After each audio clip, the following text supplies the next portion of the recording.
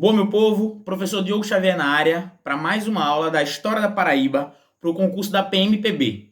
O concurso já é dia 29 de outubro, então a gente já está chegando aí, ó, mais perto da sua prova cada vez mais, beleza?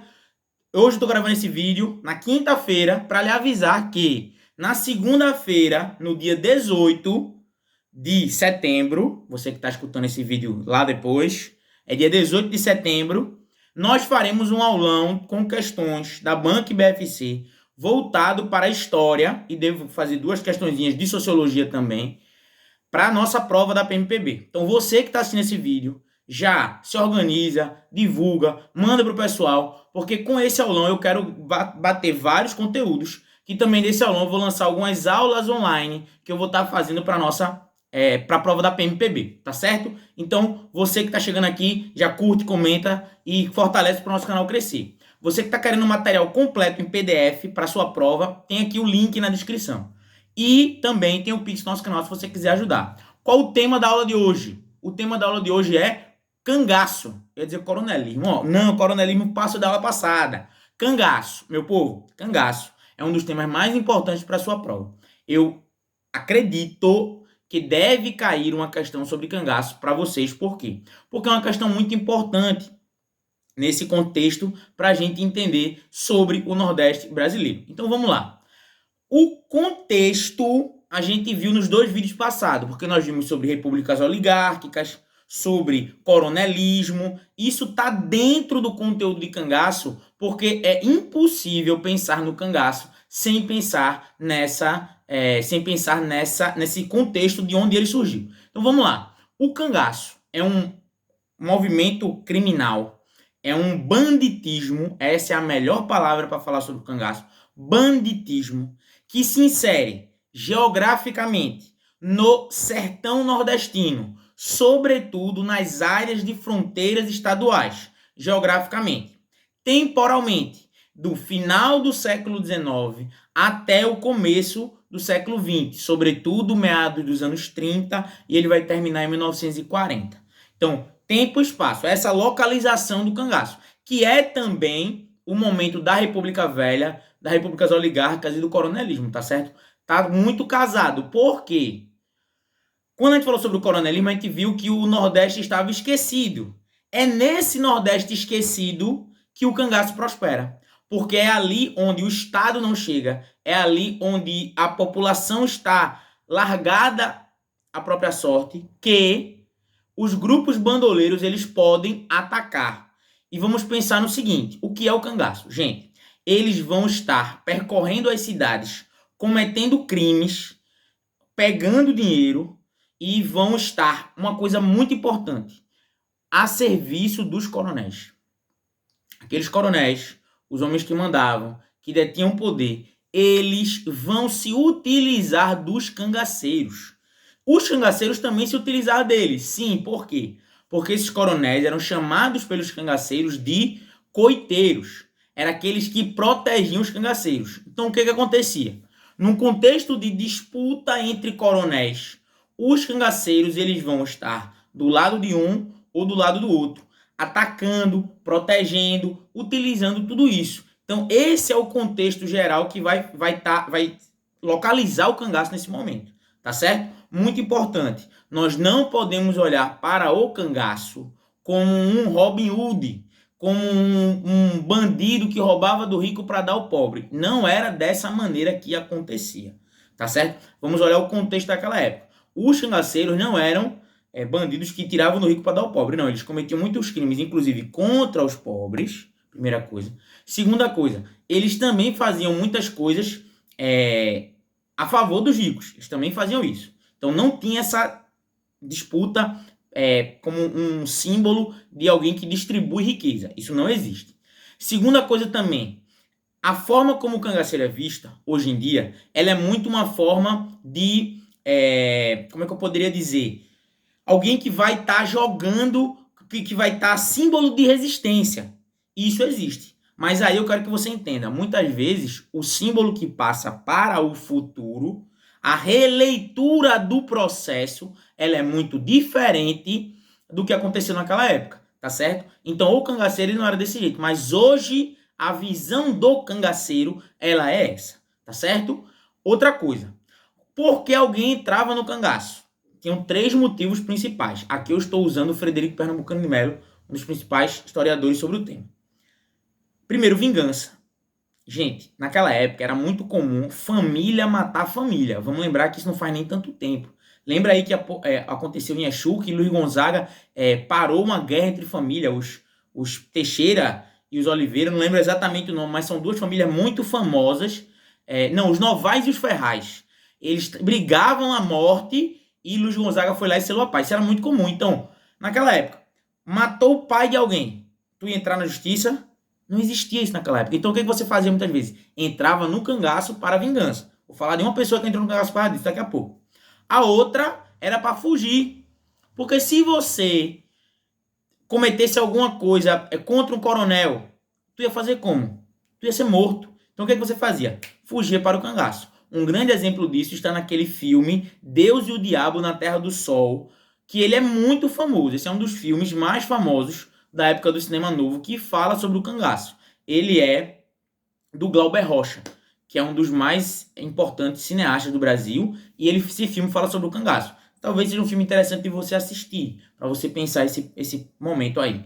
E outra característica era a gente que queria dinheiro. Então tinha gente que entrava no cangaço querendo dinheiro. Então essas eram as 3 características. Quem foi o grande líder do cangaço, o grande nome do cangaço? Virgulino Ferreira da Silva, mais famoso como Lampião. Né? Então Lampião, lembra que eu falei que ele entrou para se vingar? Ele entrou para se vingar porque mataram o pai dele. Então Lampião entra no cangaço para vingança. Ele entra no cangaço, no bando de Senhor Pereira, ele obviamente não já entra como comandante, ele entra no bando de Senhor Pereira, e Senhor Pereira foi um dos chamados cangaceiros clássicos. Por quê? Porque Senhor Pereira entrou pela vingança, quando ele se vinga, no outro dia ele sai do cangaço. Lampião nunca fez isso, Lampião continuou no cangaço. E aí qual é a grande questão de Lampião? Primeiro, ele foi o mais bem sucedido. Segundo, ele percorria muitos territórios. E muitas das coisas que nós pensamos no cangaço está lá em Lampião. Por exemplo, a estética do cangaço. Eu vou gravar um vídeo depois com imagens aqui só sobre isso. Mas, gente, Lampião, ele bordava, costurava. Então, quando você pensa num cangaceiro todo enfeitado, bonito, brilhoso, aquilo tem a ver com o bando de Lampião. Porque os outros grupos de cangaceiro não eram desse jeito. Mas o bando de Lampião era. Então, lembra disso. Outra coisa, Lampião importava perfume francês. Lampião, por exemplo, o que faz a gente lembrar muito de Lampião? Ele gostava de aparecer. Lampião, por exemplo, se deixou ser filmado e fotografado por um repórter chamado Benjamin Abraão. A maior parte dos registros que nós temos, porque vamos lembrar, sertão nordestino da década de 30. Qual é a possibilidade que tu tem de tirar uma foto? É muito difícil. Mas Lampião permitiu ser fotografado pelo Benjamin Abraão, e muitas das fotos e vídeos, se você jogar no YouTube, você vai ter vídeos dos grupos, fotos, são, né, desse período, esses registros que a gente vai ter e que vai nos ajudar a remontar esse período. Outra coisa que aconteceu a partir do bando de Lampião foi a entrada de mulheres. O nome mais importante é o de Maria Bonita. Outro nome muito importante é o de Dadá, que era a mulher de Curisco. E aqui eu quero que você entenda, a vida das mulheres no cangaço não era fácil. Uma das coisas mais drásticas que existia naquela época é que quando a mulher tinha um filho, ela tinha obrigatoriamente que dar esse filho para algum coronel criar. A filha de Lampião, por exemplo, ela só veio descobrir que era filha de Lampião com Maria Bonita muitos anos depois. Isso é pra gente ter uma dimensão. Imagina a mulher ter um filho e ter que dar o seu filho. Então, por exemplo, a mulher, quando o marido dela morreu no combate, ela era entregue para outro cangaceiro. Então a vida das mulheres no cangaço, ela era muito complicada. E Dadá foi a única mulher que pegou em armas, certo? A única mulher que pegou em armas foi Dadá. Maria Bonita, por exemplo, ela não era uma mulher dos combates naquela época, tá certo? Então, veja, o folclore, vou até utilizar esse termo que não posso mostrar, mas a memória coletiva que nós criamos ao redor do cangaço, ela é muito grande nesse sentido. Por quê? Porque os grupos de cangaceiros, eles ficaram famosos no Nordeste, sobretudo, tanto é que é muito comum você vai numa feirinha de venda. Você vai na feira em Cabedelo, na Paraíba, que é uma praia, Parará. O que você vai encontrar lá para turista? Camisa com a foto de Lampião e Maré Bonita. Ou com desenho de Lampião e Maré Bonita. É muito comum. Qualquer feirinha no Nordeste você tem Lampião e Maré Bonita. Você parar para tirar a fotinha lá, botando a cabecinha com Lampião e Maré Bonita. O que eu quero dizer com isso?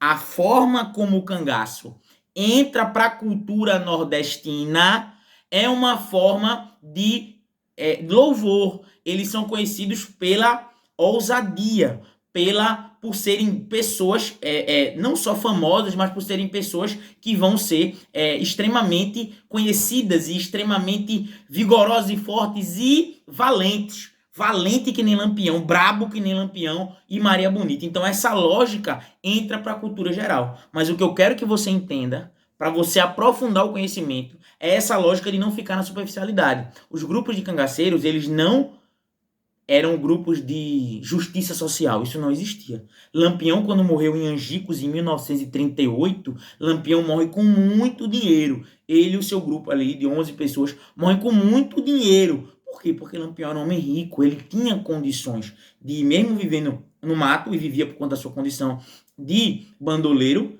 ele detinha muito dinheiro. Então essa dinâmica eu quero que você entenda também, e como é que se portava naquela época contra as polícias, que eles chamavam de macacos ou volantes, tá certo? Macacos era como Lampião dizia, né? Lá vem os macacos, e volante eram os grupos, né? Os batalhões de polícia.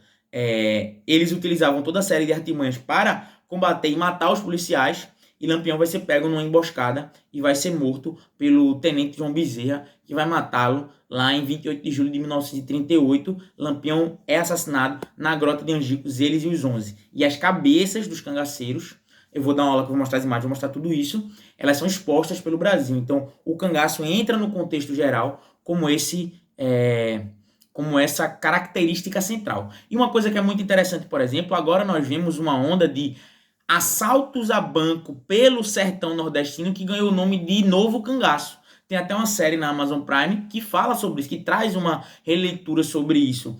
E aí eu quero que você entenda que o termo Novo Cangaço, ele faz referência a essa prática de crimes pelo sertão. O que eu quero que você entenda é que o Novo Cangaço, ele não tem a ver com o cangaço. Inclusive por ele ser praticado por grandes grupos criminais, é uma outra lógica que a gente entraria, mas eu quero que você faça a associação do passado com o presente para você entender como essa dinâmica do cangaceiro, ela ainda está muito forte ainda hoje, até para os crimes ganharem esses nomes, essa relevância de ter o nome cangaço ainda muito presente nos dias de hoje. Tranquilo, meu povo? Entendeu essa lógica? Nossa próxima aula também será sobre cangaço. Nossa próxima aula de domingo será PMPE e a nossa aula de segunda-feira vai ser nosso aulão à noite. Então, espero vocês lá, tá certo?